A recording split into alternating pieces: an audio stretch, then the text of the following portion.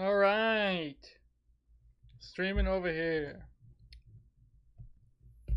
All right, yeah, I want to finish Deuteronomy because I was gonna get into some ESV and all that stuff today because I got this I got this fresh new ESV study Bible here. Oh, this camera, man, it be like that sometimes, a little too bright. But yeah, the ESV.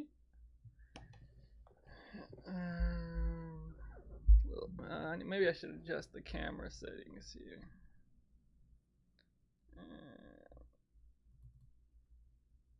Wait, that's display capture. All that. Configure video. Turn brightness down a little bit. There we go, man. That's a little bit better. Too bright still. Anyway,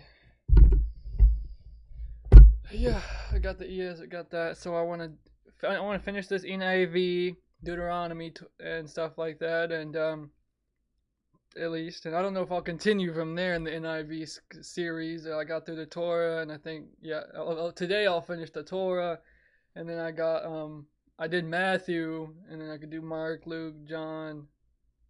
Trying to look at the camera and all that stuff, but yeah, the point is I got all these Bibles out here today, so that I could take all the notes from them. I almost forgot the Spiritual Growth Bible, the NLT as well. And I think that's the only other Bible then I need with the notes.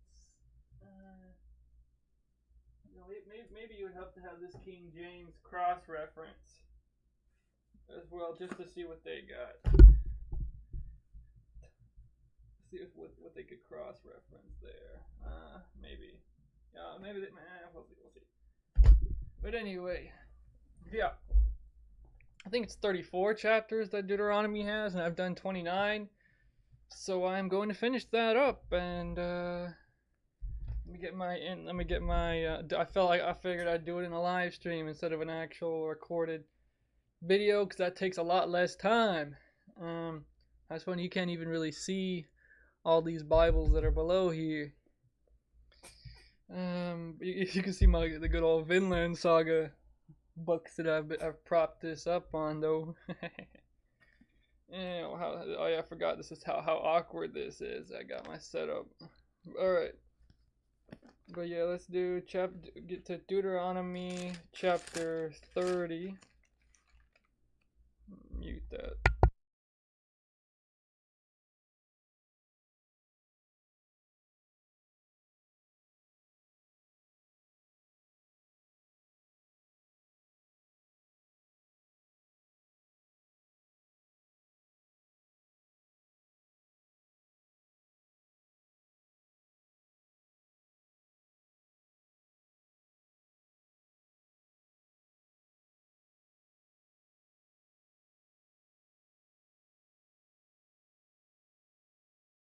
All right, yeah, we'll go back and do the references later, because I got the cross reference, and I got the Ray Comfort evidence study Bible, and then the NLT Spiritual Growth Bible, and then of course the good old ESV.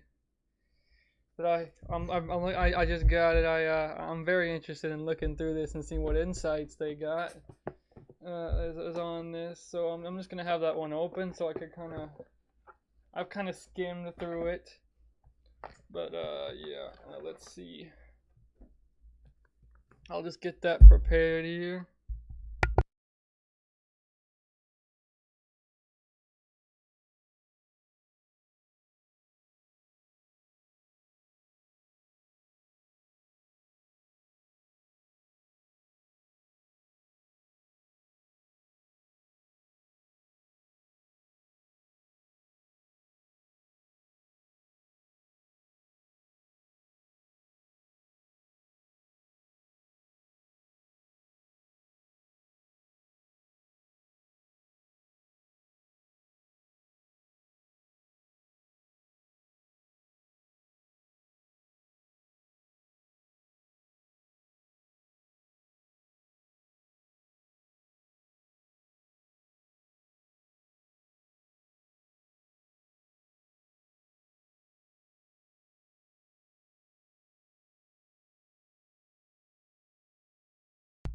Yeah, I'll go through the notes of the various Bibles and stuff like that. Go back after I'm done reading. And yeah, all right, let's get into it, because some lines are different between the translations and stuff like that, and the lines don't always match. Um, but yeah, the line numbering and all that stuff might be a little bit different. But yeah, anyway, let's get into it. Deuteronomy 30. Wait, hold on, let me check real quick. Make sure it is actually. Alright, let me go check this real quick. Okay, yeah, 26 through 29 was my last one. Alright. Alright, yeah, let's get into it. Prosperity after turning to the Lord. So like in chapter 29, they just got done with redoing the covenant and all that stuff, and yeah, blessings for obedience and all that stuff, and yeah, so chapter 30 is going to talk about prosperity after turning to the Lord, and then the remainder is going to be like Joshua is going to succeed Moses, and 30 is talking about Joshua taking the place of Moses in 31. Just from looking at the titles, that's what I'm inferring here. I don't have all this book memorized. I've read Exodus, I've read the Torah, I think, like at least twice now, through various track reading programs. I think almost twice, and then parts of others and stuff like that. So I have read through this already, but I think I've read the New King James translation, and yeah. Let's see. Listen, you heavens. Oh yeah, I think I've read all the way up to like. I mean, I lose track of how much I've read and what I've read in the different translations. But anyway, it's gonna be like a Song of Moses, and then chapter 32. Oh, yeah, that's the Song of Moses, and then chapter 33. It's going to be Moses blesses the tribes. That's right before he dies. And then the death of Moses is in 34. And then that's going to end Deuteronomy. And then Joshua is going to like, they're going to continue going into Canaan and stuff like that, and conquering it and all that. And I think this is the book where Joshua does what Moses said and does the whole cursing on one mountain and blessings on the other. I think.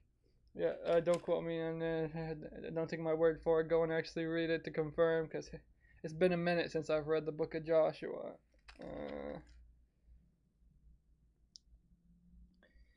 Anyway, yeah, chapter 30. All right. When all these blessings and curses I have set before you come on you. Oh, I think that's what they're talking about in chapter 29.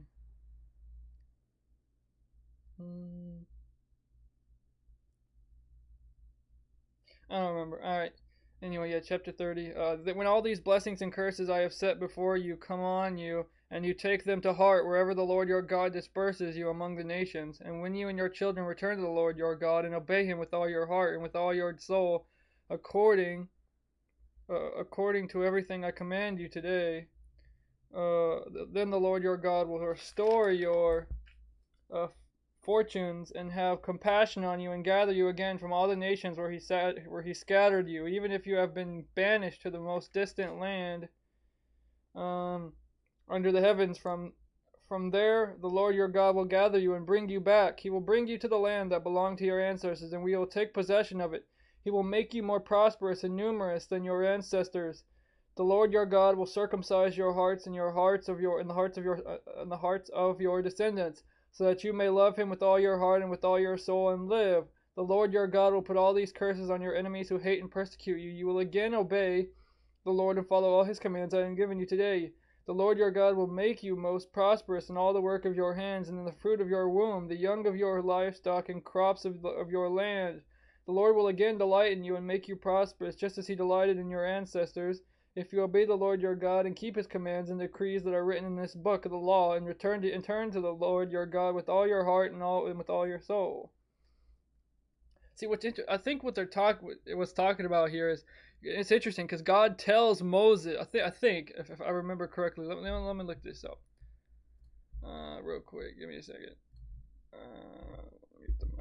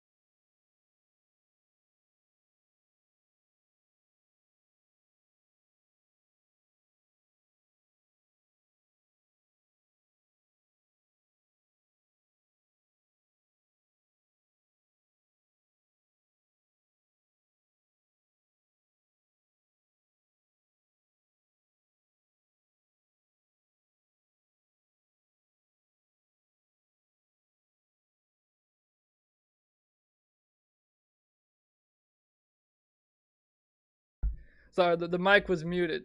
All right. Man, maybe I shouldn't live stream. But anyway, I was thinking this part was part of the text. And I was like, what? I don't remember seeing that in the text. But then it was just this part. And yeah, so it says basically God tells, he's like, hey Israel, you're gonna fail. But you know what? It's okay, because I'm gonna bring you back to me and stuff like that. I'll forgive you one day and all that stuff. I will give you a new heart, a new spirit, and all that stuff. And yeah. All right, that's what I was so confused on for a second there, because I was like, where do you get this part in the text? But it wasn't in the text. I just misread it because it was highlighted, but with the actual text. But yeah, and then let's keep reading. But yeah. Moses. Let me see. Hold on. 8:11.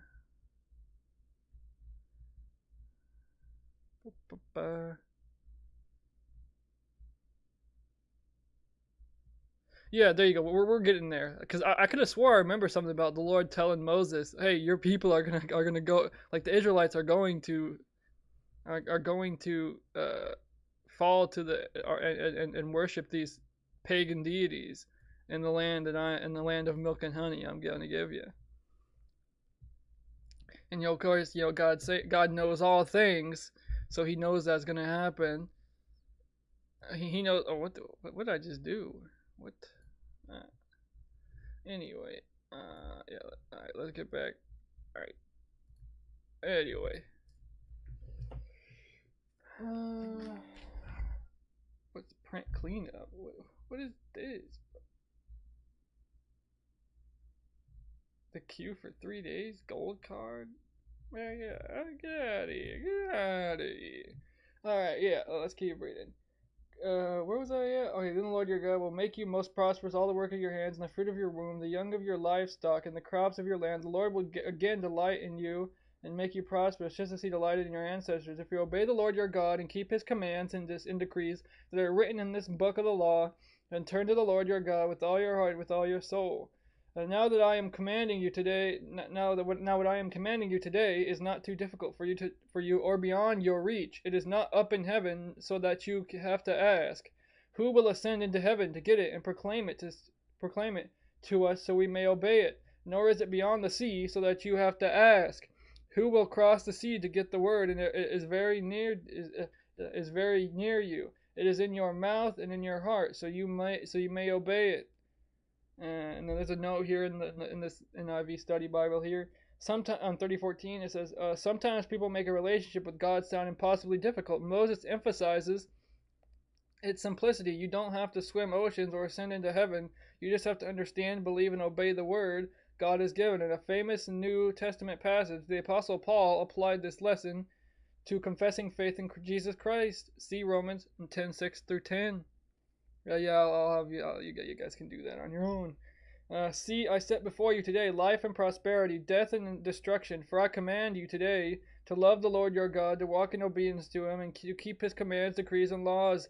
Then you will live and increase, and the Lord your God will bless you in the land you are entering to possess. But if your heart turns away and you are not obedient, and if you are drawn away to bow down to other gods and worship them, I declare to you this day that you will certainly be destroyed. You will not live long in the land you are crossing the Jordan to enter and possess. Then Moses went out, and this is going to talk about now around 31, Joshua to succeed Moses. Then Moses went out and spoke these words to all Israel. I am now 120 years old, and I am no longer able to lead you.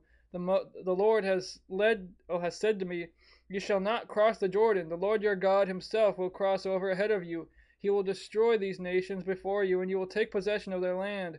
Joshua also will cross over ahead of you, as the Lord said, and the Lord will do to them what He did to Sihon, king of Og, Sihon and Og, the kings of all the Amorites, whom He destroyed along with their land.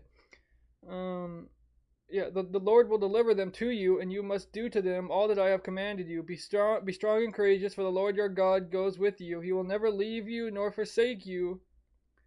Then Moses summoned Joshua and said to him in the presence of all Israel, "Be strong and courageous, for you must go with this people into the land that the Lord swore to their ancestors to give them, and you must divide it among them as their inheritance. The Lord himself goes before you and will be with you. He will never leave you nor forsake you. Do not be afraid, do not be discouraged." So Moses wrote down this law and gave it to the Levitical priests who carried the Ark of the Covenant of the Lord, and to all the elders of Israel. Then Moses commanded them, "At the end of every 7 years, in the year for canceling debts, during the festival of tabernacles, when all Israel comes to appear before the Lord your God, at the place he will choose, you shall read this law before them in their hearing. Assemble the law before them in their hearing. Assemble the people, men, women, and children, and the foreigners residing in your town, so they can listen and learn to fear the Lord your God and follow carefully all the words of this law. Their children who do not know this law must hear it and learn to fear the Lord your God as long as you live in the land you are crossing the Jordan to possess." The Lord said to Moses, "Now the day of your death is near. Call Joshua and present yourselves at the tent of meeting, where I will commission him." So Moses and Joshua came and presented themselves at the tent of meeting. Then the Lord appeared at the tent in a pillar of cloud, and the cloud stood over the entrance to the tent. And the Lord said to Moses, "You are going to rest with your ancestors, and these people will soon prostitute themselves." Now here's what I was looking for, and I was thinking about. Will soon prostitute themselves to the foreign gods. Oh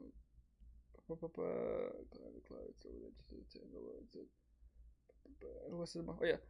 To the foreign gods will soon prostitute themselves to the foreign gods of the land they are entering. They will forsake me and break the covenant I made with them. And then that day I will become angry with them and forsake them. I will hide my face from them, and they will be destroyed. Many disasters and calamities will come on them, and in that day they will ask, "Have not these disasters come on us because our God is not with us?" And I will certainly hide my face in that day because of all their wickedness and turning to other gods. Now write down this song and teach it to the Israelites and have them sing it, so that it may be a witness for me against them when I have brought them into the land flowing with milk and honey, the land I promised on oath to their ancestors. And when they eat their fill and thrive, they will turn to other gods and worship them, rejecting me and breaking my covenant. And when many disasters and calamities come on them, this song will testify against them, because it will not be forgotten by their descendants. I know what they are disposed to do, even before I bring them into the land I promised them on oath. So Moses wrote down this song that day and taught it to the Israelites. See, isn't that something interesting? So God knows everything. God knows it because he created us, and he's beyond time. He is beyond time. He is not under the restrictions of time. He is outside of time. Without him, there is no time, because he had to create time which is a system for us to kind of make sense of things and stuff like that, and I guess the whole idea of time, I guess, passing on, and God's like, well, it seems like what I'm hearing here is, God promised that he would give this land. So he's given this land to them, even though he knows that they are going to forsake him. And I also get another lesson out of this, and time again you see it, and what's it called? You see it, God blesses them. Like, so Israel in times of hardship leans more on the Lord, because they have to, because they're like, "Oh Lord, help me out." But then the Lord grants them prosperity and stuff like that, and blesses them, and then they become ungrateful, and they start going to other gods and all that stuff. That is an interesting psychological observance. Is that it's kind of like the observance, when times are super good, you're more likely to think, "Oh, I don't need anyone. Why do I need anyone? I got myself. I'm doing good on my own." But it's in times of desperation that man is more likely to turn to God, because they realize that because they need help, basically. Out of desperation, they try to be like, "Hey God, I could use some help here." But a lot of times, like I said, people will, when given prosperity, when being blessed by the Lord with good times, they will become ungrateful and think, oh no, I did this all myself, and and stuff like that. Oh, why do I need God? I'm doing fine. But they fail to realize that it is God that blesses them with the good times in the first place. And I have struggled with this a lot sometimes, like at certain times where I'll be doing good and I'll have thoughts in my head, where I'll start getting thoughts in my head where I'm like, oh, well, why do I need God? I'm doing fine. And I don't like saying it. I don't even like uttering those words, but I have had those thoughts, and that's something many people have to fight against, because I feel like it is in man's depraved nature to take advantage of anything that he can, and it's important to fight against that, to die to self, and fight against those thoughts. Anyway, I just thought that's a really interesting observance, like psychological phenomenon that applies. I can kind of be gleaned off these texts and observed today and stuff like that. So I just found that really interesting and something that stuck out to me. And yeah, let me check. Maybe I see it. Okay, yeah, nothing. All right. I'm kind of tempted to check stocks, but no, I need to get this done. All right. But anyway, the Lord gave this command to Joshua, son of Nun: "Be strong and courageous, for you will bring the Israelites into the land I promised them on oath, and I myself will be with you." After Moses finished writing in a book the words of this law from beginning to end. Now, I do also want to say, the idea when it said there, they taught him, they gave a song and they taught the song to the Israelites. The one thing that clicked in my head is how oral of a culture it was back then. They had as far as I understand, I could be wrong, it was a mostly oral culture. They had books, they had books, but like it's not like now where I got like 5 Bibles around sitting around me, and stuff like that. I really have no intention of memorizing the Bible and stuff like that. I would like to. It'd be great if I memorized the Bible, but in a culture that I'm living in today, we mostly get our stuff from books. We're not taught. Of course we have stuff in school to get memorized, tests and all that stuff, but we're a culture that is surrounded by books. We kind of like court cases are documented. A lot of things are documented. You have to have an ID and papers and verification papers for everything. And I am in a culture that heavily relies on documents, reading documents and stuff like that, and stuff like that, watching TV. That's kind of some sort of document, I guess you could say, instead of when you're in class in school, you take notes, and stuff like that. So yeah, but this culture back then, and as far as I know, for most of the time, it's a mostly oral culture. So like I think I read something how if you were going to be like a rabbi or something like that, you had to you had to repeat the Torah over and over and over and over again until you have it memorized and stuff like that. And that's cool. I like that. That's cool and all, but it's so I just thought that just made me think about that. How there was it was heavily an oral culture, especially because, as far as I understand, most people could not read. It's a very modern thing, as far as I understand, to where a majority of the population can read. So as far as I understand, like the apostles and stuff like that, many of the apostles were illiterate. They probably had like scribes or something. I know Paul and maybe Matthew could probably, or two people that, or Matthew, the tax collector, they could probably read, and definitely Paul, because he was a Pharisee, and one of the top Pharisees, if not the top young people, young prodigies and stuff like that. So I know Paul could read, and maybe Matthew, but as far as I know, John was illiterate. He probably had a scribe write the letter of John or something like that. And of course, I would say whether it was John himself who wrote it or a scribe that he told the story to, and the scribe wrote it. I would say either way, that was the Holy Spirit. That would be still Spirit breathed. I just figured I'd say that there, because all Scripture is breathed by the Holy Spirit and stuff like that.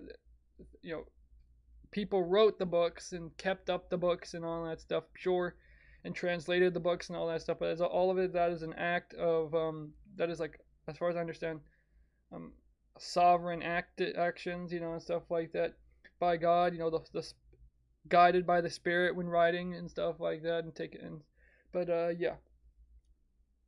I promise there are no oath, and my stuff will be with you. Okay, after Moses finished writing a book and the words of the law, who knows? Moses might have had a scribe write the book, or maybe he wrote the book. I don't know if Moses was literate or not.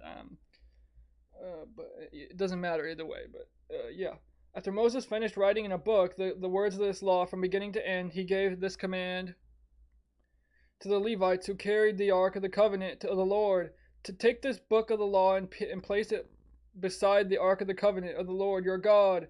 There it will remain as a witness against you. For I know how rebellious and stiff-necked you are. If you have been rebellious against the Lord while I am still alive and with you, how much more will you rebel after I die? Assemble before me all the elders of your tribes and all of your officials, so that I can speak these words in their hearing and call the heavens and the earth to testify against them. For I know that after my death you are sure to become utterly corrupt and to turn from the way I have commanded you. In days to come, disaster will fall on you because you will do evil in the sight of the Lord and arouse his anger by what your hands have made. Yeah, I say. It's a sad thing, but God was just speaking facts, and that happened. that did happen. And stuff like that. Yeah, you'd have like period of pretty good, and then period of just huge periods of downfall, especially when after the kingdom split into two, following Solomon and after Solomon, and then Israel just kept falling and falling and falling more and more, and you have like one good king once every I don't know, and once in a blue moon, and until eventually Israel was destroyed and Judea was left, and they didn't do that much. I mean, they did a lot better as far as the text says, I believe, but eventually they got destroyed too, and that's unfortunate, but that's just how it was. For I know that after my death you are sure to become utterly corrupt and to turn from the way I have commanded you. In days to come disaster will fall on you because you will do evil in the sight of the Lord and arouse his anger by what your hands have made. And Moses recited the words of this song from beginning to end in the hearing of the whole assembly of Israel. Listen, you heavens, and I will speak. Hear you earth, the words of my mouth. Let my teaching fall like rain, and my words descend like dew, like showers on new grass, like abundant rain on tender plants. I will proclaim the name of the Lord. Oh, praise the greatness of our God. He is the rock, his works are perfect, and all his ways are just. A faithful God who does no wrong, upright and just is he. They are corrupt and not his children. To their shame they are a warped and crooked generation. Is this the way you repay the Lord, you foolish and unwise people? Is he not your father, your creator? Or father, or it says in the footnote that says, or father who bought you? Who made you and formed you? Remember the days of old. Consider the generations long past. Ask your father, and he will tell you, what your elders, and they will explain to you. When the Most High gave the nations their inheritance, when he divided all mankind, he set up boundaries for the peoples according to the number of the sons of Israel. It says, and there's a footnote that says Masoretic text, Dead Sea Scrolls, Masoretic text and Dead Sea Scrolls. See also Septuagint. And that says sons of God, apparently. So an alternate thing there would be when the Most High gave the nations their inheritance. When he divided all mankind, he set up boundaries for the peoples according to the number of the sons of God. So that's another option. For the Lord's portion is his people, Jacob his allotted inheritance. In a desert land he found him, in a barren and howling waste he shielded him and cared for him. He guarded him as the apple of his eye, like an eagle that stirs up its nest and hovers over its over its young, and that spreads its wings to catch them and carries them aloft. The Lord alone led him; no foreign god was with him.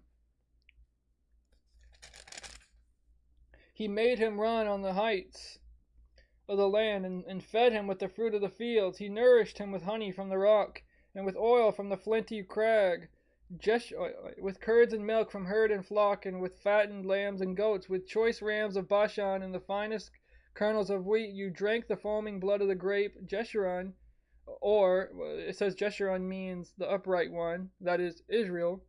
Jeshurun grew fat and kicked. Filled with blood, they became. Filled with food. Sorry, I don't know where I got blood from. Filled with food, they became heavy and sleek. They abandoned the God who made them and rejected the rock, their Savior. They made him jealous with their foreign gods and angered him with their detestable idols. They sacrificed to false gods which are not God.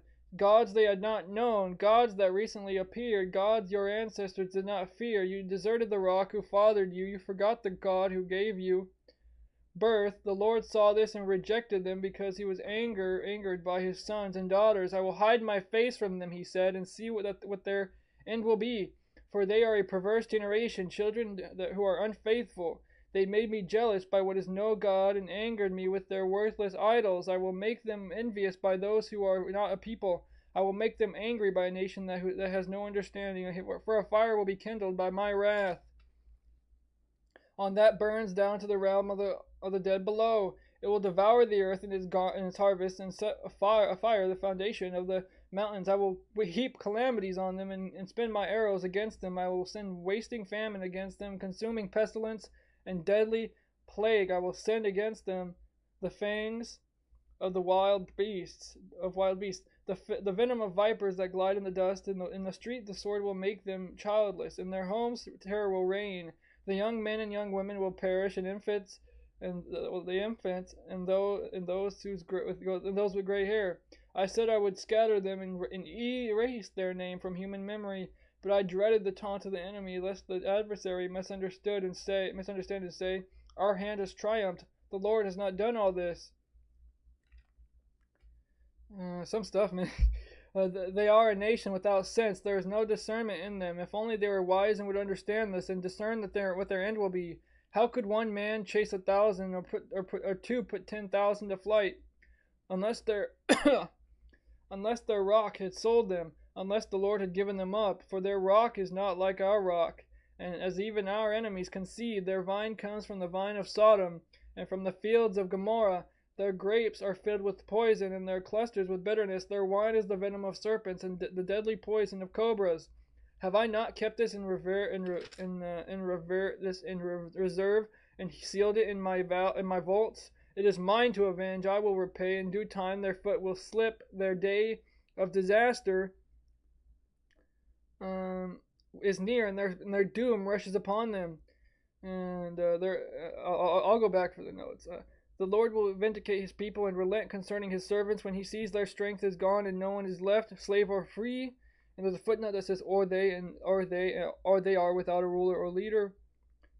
So it's an optional substitute. So it can also say, the Lord will vindicate his people and relent concerning his servants, and when he sees their strength is gone, and they are without a ruler or leader. He will say, now where are their gods, the rock they took refuge in, the gods who ate the fat of their sacrifice and drank the wine of their drink offerings? Let them rise up to help you. Let them give you shelter. See now that I myself am he. There is no God beside me. I put to death, and I bring to life. I have wounded, and I will heal, and no one can deliver out of my hand. I lift my hand to heaven and solemnly swear, as surely as I live forever, When I sharpen my flashing sword and my hand grasps it in judgment, I will take vengeance on my adversaries and repay those who hate me. I will make my arrows drunk with blood while my sword devours flesh.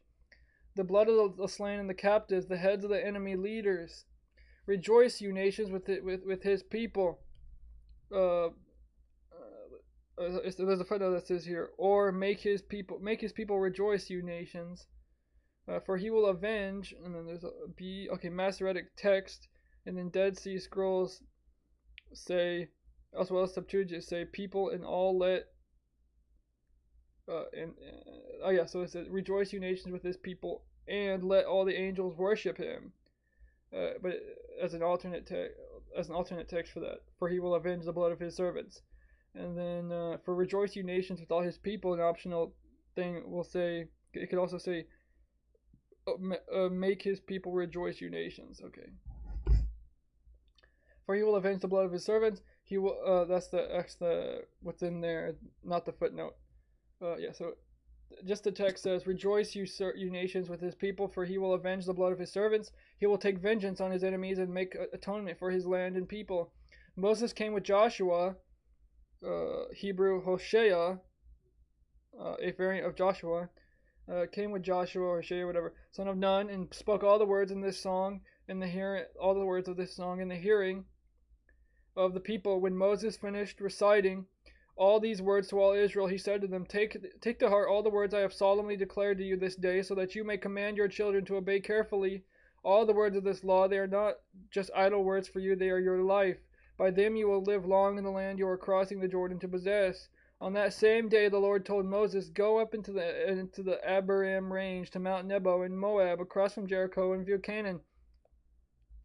The land I am giving the Israelites as their own possession. There on the mountain that you have climbed up, you will die and be gathered to your people, just as your brother Aaron died on Mount Hor and was gathered to his people. This is because both of you broke faith with me in the presence of the Israelites at the waters of Meribah Kadesh in the desert of Zin, and because you did not uphold my holiness among the Israelites. Therefore you will see the land only from a distance. You will not enter the land I am giving to the people of Israel. It says, down the mountain that you have climbed, you will die. This is because both of you broke faith in me in the presence of Israelites at the waters of Meribah Kadesh in the desert of Zin, and broke you, and because you did not uphold my holiness among the Israelites. I think what they're talking about here, is, so there was like a rock, like the Lord said, it was like, oh, the Israelites were like, oh, I want some water, and Moses was like, all right, God, can you give us some water? And then the Lord was like, okay, speak to this rock, and then water's gonna come out. But Moses hit the rock, so I guess he disobeyed the Lord there. That's the interpretation I've heard, and seems to make sense. But like I said, I do hesitate to say for sure, for certain, especially when I'm making a video about it and put it online, because I fear the Lord, alright? So, go look for yourself, make your own interpretations. May the Lord guide you. I gotta make a,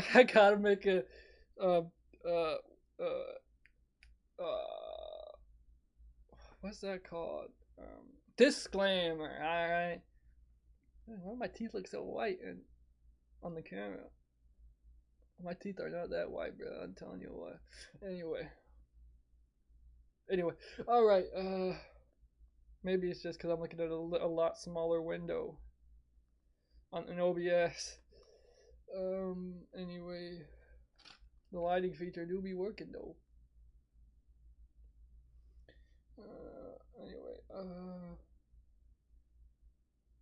Where was I at?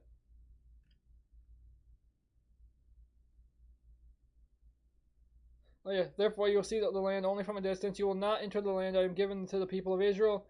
This is the blessing of that Moses, the man of God, pronounced unto the Israelites before his death. He said, this is where he's going to talk about the tribes. I think there's 12, I think.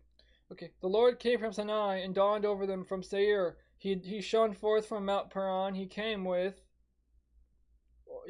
or from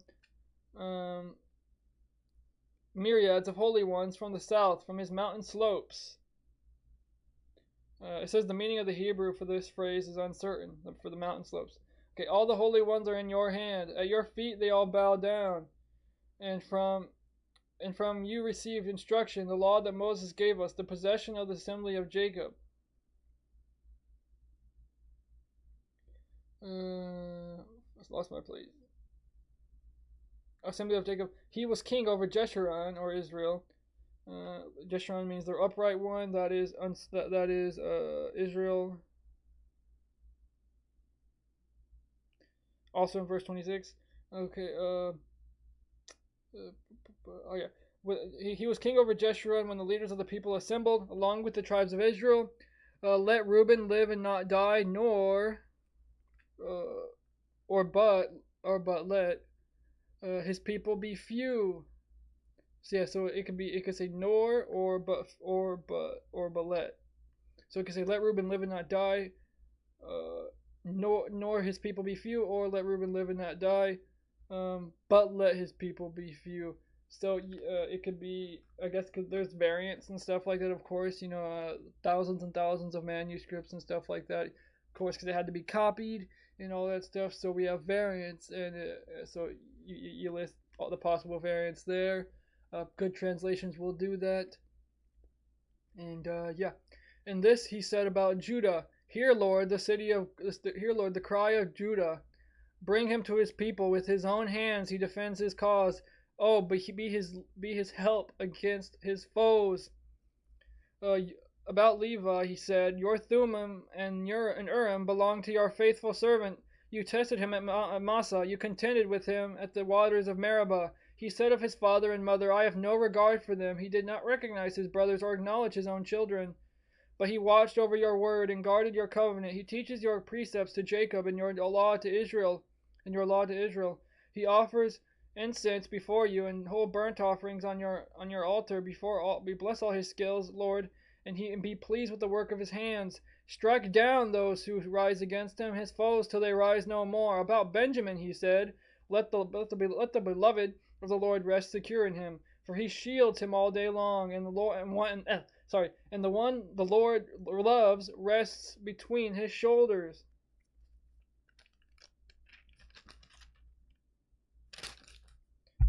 All right. And then about Joseph he said, may the Lord bless his land with the precious dew from heaven above, and with the deep waters that lie below. With the best the sun brings forth, and the finest the moon can yield, with the choicest gifts of the ancient mountains, and the fruitfulness of the everlasting hills, with the best gifts of the earth in its fullness, and the favor of him who dwelt in the burning bush. Let all these rest on the head of Joseph, on the brow of the prince among his brothers. It also says, it can say, or of the one separated from. So it can say, let all these rest on the head of Joseph, and what was it? On the head of Joseph, on the brow of the prince, among prince of the one separated from his brothers. And in majesty he is like a firstborn bull. His horns are the horns of a wild ox. With them he will gore the nations, even those at the ends of the earth. Such are the 10,000 of Ephraim, such are the thousands of Manasseh. About Zebulun he said, rejoice, Zebulun, in your going out, and you, Issachar, in your tents. They will summon peoples to the mountains, and there offer the sacrifices of the righteous. They will feast on the abundance of the seas, on the treasures hidden in the sand. About Gad he said, blessed is he who enlarges Gad's domain. Gad lives there like a lion, tearing at arm or head. He chose the best land for himself. The leader's portion was kept for him. When the heads of the people assembled, he carried out the Lord's righteous will and his judgments concerning Israel. About Dan he said, Dan is a lion's cub, springing out of Bashan. About Naphtali he said, Naphtali is abounding or Naphtali, is abounding with the favor of the Lord, and is full of his blessing. He will inherit southward to the lake. About Asher he said, most blessed of sons is Asher. Let him be favored by his brothers, and let him bathe his feet in oil.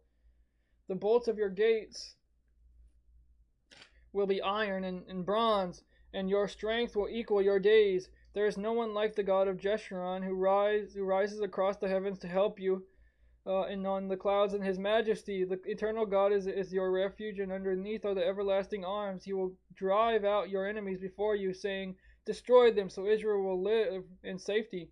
Jacob will dwell. Septuagint, it says Septuagint, and in Hebrew, Jacob's spring is. So let me go see what that is.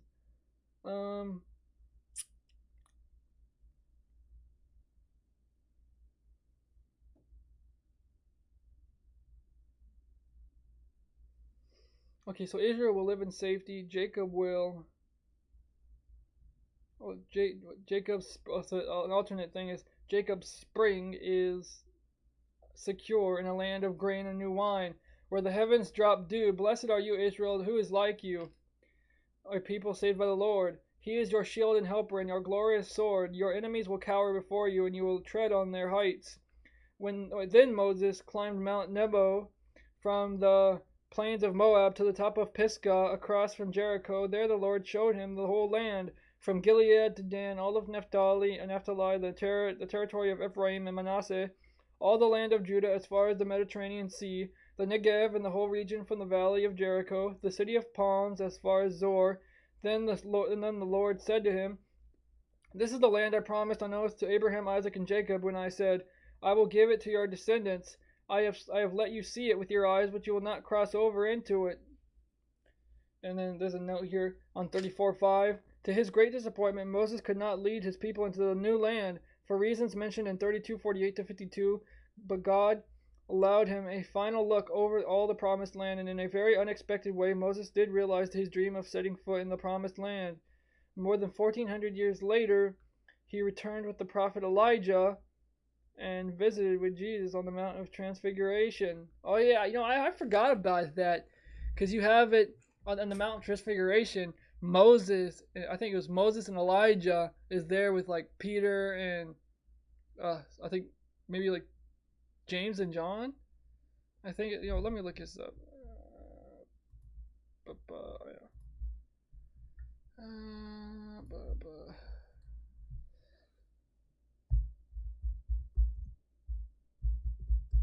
Transfiguration. Yeah, okay. All right. Let's look at that. My computer is kind of loud though. Anyway.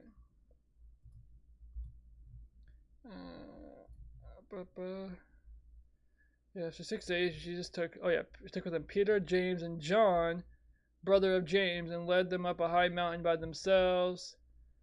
His face shone like the sun, and his clothes became white as the light. Oh yeah, there you go. Just there. This is the NIV, is on Bible Gateway. Just then there appeared before them Moses and Elijah talking with Jesus. Wow, because I remember, I think wasn't Elijah like one of the people, one of like the two people that just didn't die? I think because Elijah got taken up, and I think the other one was Enoch, right? Yeah. Was it Matthew 17? Alright.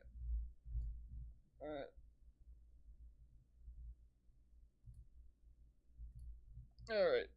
And then let's finish this. I really don't even want to go through the notes. I've been streaming for 53 minutes already. Oh man. Anyway, yeah. He returned with the prophet Elijah and visited with Jesus on the Mount of Transfiguration, Matthew 17 and Mark 9 and Luke 9. And Moses, the servant of the Lord, died there in Moab as the Lord had said. Oh, we started on chapter 34. Deuteronomy 34. And Moses, the servant of the Lord, died there in Moab as the Lord had said. He buried him, or he was buried. in Moab, in the valley opposite Beth Peor. But to this day, no one knows where his grave is. But Moses was 120 years old when he died, yet his eyes were not weak, nor his strength gone. The Israelites grieved for Moses in the plains of Moab 30 days until the time of weeping and mourning was over. Now Joshua, son of Nun, was filled with the spirit of wisdom, because Moses had laid, the spirit filled with. I wonder what that spirit is. Spirit of the Lord. Is that like a holy? Is that like the? Could I dare say the Holy Spirit? I don't know. I don't know. That's up for interpretation. Anyway, I actually would like to see that in the ESV real quick. All right. I would like to see that because the ESV is a literal translation.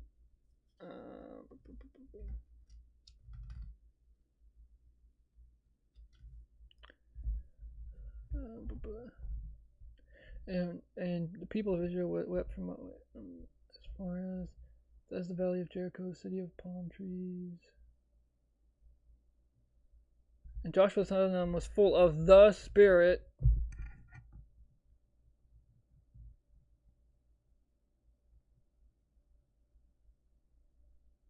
Full of the spirit of wisdom. What does this one say?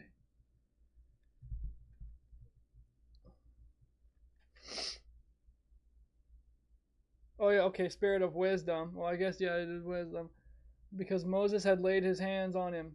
Oh, Moses had laid his hands on him though. Okay. So a spirit transferring from him to Joshua. Let's see. Was full of the spirit of wisdom, for Moses had laid his hands on him. Okay, yes. And then 34:9. On the commissioning of Joshua to succeed Moses, see 31:7 through 8, 14:23. On his being full of the Spirit, see Exodus 28:3, 31:3, 35:31, Micah 3:8, Luke 1:15, Acts 6:3. And for wisdom, see Deuteronomy 1:13. Maybe I will. But anyway, not in this video, but yeah, maybe I will. All right. Now Joshua son of Nun was filled with the spirit of wisdom, because Moses had laid his hands on him. So the Israelites listened to him and did what the Lord had commanded Moses. Since then, no prophet has risen in Israel like Moses, whom the Lord knew face to face, who did all those signs and wonders the Lord sent him to do in Egypt, to Pharaoh and to all his officials and to his whole land. For no one has ever shown the mighty power or performed the awesome deeds that Moses did in the sight of all Israel. Now, of course, it doesn't mean like to this day. It's talking about back then. Because, of course, Jesus did all these miracles and all that. And as far as I know, I think it was Elisha and Elijah. Well, one of them at least was like rained fire down on people. So I would call that a miracle. Or some sort of things going on. Hold on. I haven't cleaned it yet. Did you get my notes? You have that thing printed out for the chili? There's no barcode on it. It doesn't matter if the pin number, and the number on it, the pin is on it. Okay. I'll have those numbers on file. Yeah. Okay, thank you. We'll leave this tonight probably. We'll go to the TV.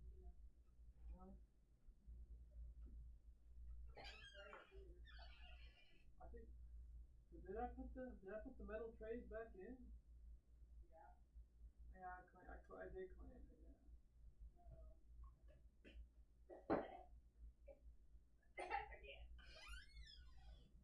You okay? Yeah, I'm in the middle of something. Okay.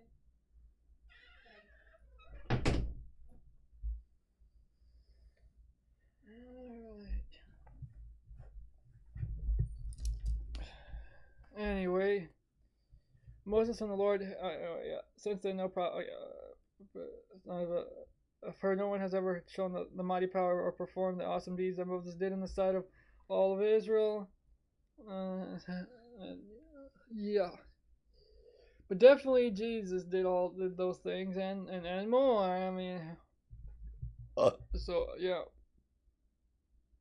I definitely don't think it's a contradiction here. Because obviously they're not going to change, like back when they wrote the book and the book was written, they're not going to go and change it and be like, oh yeah, well, let's change it to until Jesus came or something like that, especially when a good amount of the Jews rejected Jesus as the Messiah and all that stuff. And of course, you don't want to change the book. You try to keep it into its original text as much as possible. And yeah. Anyway, that was Deuteronomy, man. All right. Let's see. Let's do. Oh, I'm already been in the pages of this. I just got this Bible, man. All right.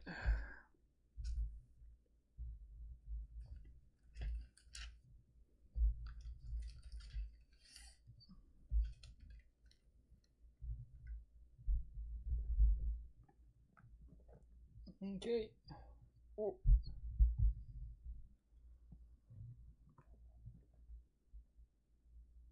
Okay, so on verse 31 too, this says, the context is exile. So I'll read 31 through 2. And when all these things come upon you, the blessing and the curse, when I have set before you, and you call them to mind among all the nations where the Lord your God has given you, and return to the Lord your God, you and your children, and obey his voice and all that I command you today with all your heart and with all your soul, then the Lord your God will restore your fortunes and have mercy on you and all that stuff. But it points out in this study Bible that it points out it's referencing the exile following from 29-28. The word for mind, Hebrew labab, can also be rendered heart, C6.5 in the note. This verse anticipates that God's words, all these things, will enter the exiles' hearts, leading them to return to God or repent, which means to change their thinking and behavior completely, all your heart and with all your soul. Also see 36 and 10, and C6.5 note. And then 33, which I already read, it says, restore your fortunes. This expression uses the Hebrew word return. As Israel returns to God, so he will return to them. Gather, the word gather, the reverse of 28:64 and 29:28. And then 35 and 30 verse 5, and the Lord your God will bring you into the land that your fathers possessed, that you may possess it, and he will make you more prosperous and numerous than your fathers. It says, the word fathers, it says either referring to the patriarchs, Abraham, Isaac, and Jacob, or to earlier generations living in the land. And on 36, on 30 verse 6, it says, let's see, and the Lord your God will circumcise your heart and the heart of your offspring, so that you will love the Lord your God with all your heart and with all your soul, that you may live. It says circumcise your heart on that phrase. This is a key promise in Deuteronomy, looking forward to a genuine covenant participation.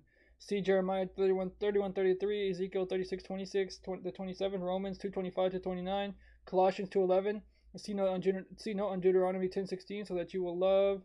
The phrase "so that you will love." God's charging of the heart enables obedience. 6:5. And then 30 verse 9. The fruit of your womb, and in the fruit of your cattle, and in the fruit of your ground, abundantly prosperous. The blessings promised in 28:1-14 will now be realized. And then there's a note on the word fathers. See note on 30 verse 5, 30 verse 11. For this commandment that I command you today is too hard for you, neither is it far off.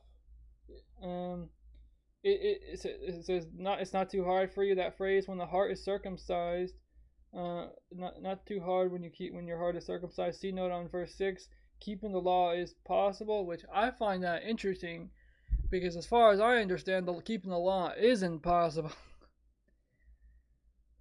But that's interesting. I'm gonna have to think about that. I'm really gonna have to ponder that, because as far as I understand, I thought it was. So I'm gonna have to think about this, and yeah, at least it's not. I wouldn't think it's possible as long as we're in the flesh. But yeah. I mean, I guess if I sat myself in a room all my life and just didn't allow anything, I guess I could keep the I guess I could keep the law, but I don't know. 30:12 through 14. It is not in heaven, but you should say, who will ascend to heaven for us and bring it to us, that we may hear it and do it. Neither is it beyond the sea, that you should say, who will go over the sea for us and bring it to us, that we may hear it and do it. But the word is very near you. It is in your mouth and your heart, so that you can do it.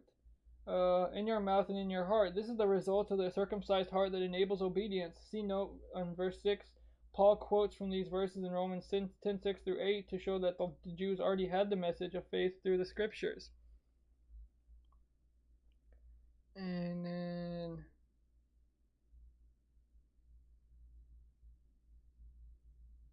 I really don't want to sit here and go through each footnote, so I think I'm just going to look through anything that seems.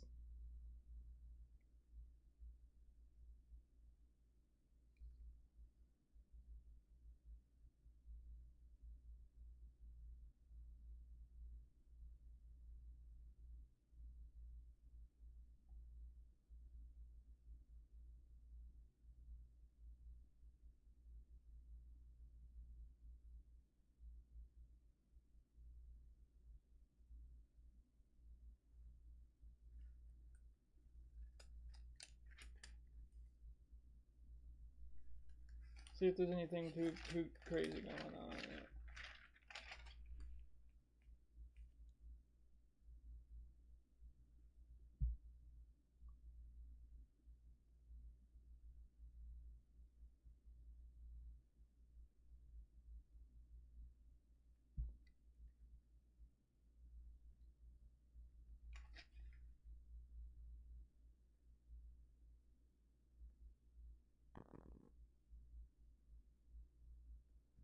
Yeah, nothing too crazy I want to go through. Take forever. Alright.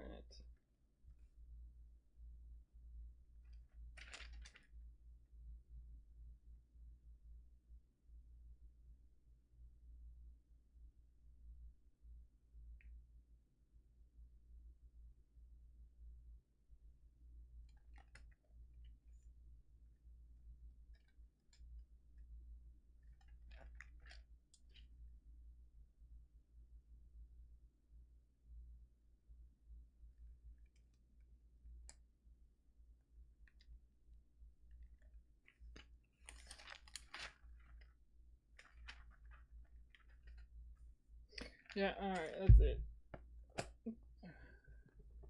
I do want to see it real quick if this NLT Spiritual Growth Bible has anything on Deuteronomy.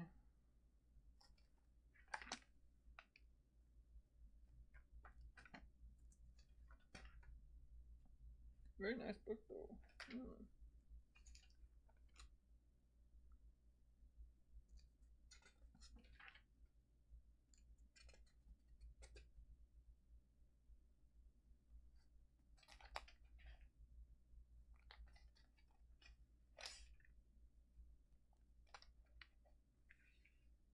Yeah, nothing too crazy. Alright. I like how this has 2 bookmarks. That's fresh. Look at this fresh color. I like this. Alright, anyway. Alright, what about and this bad boy right here.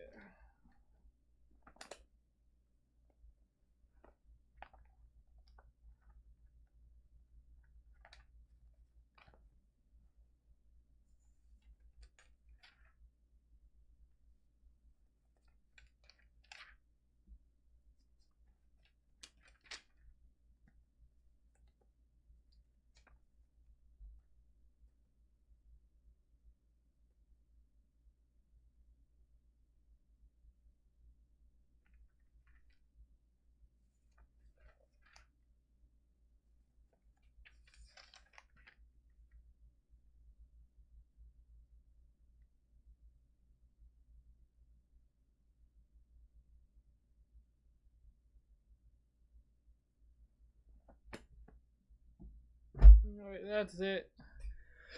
Finally finished. Alright.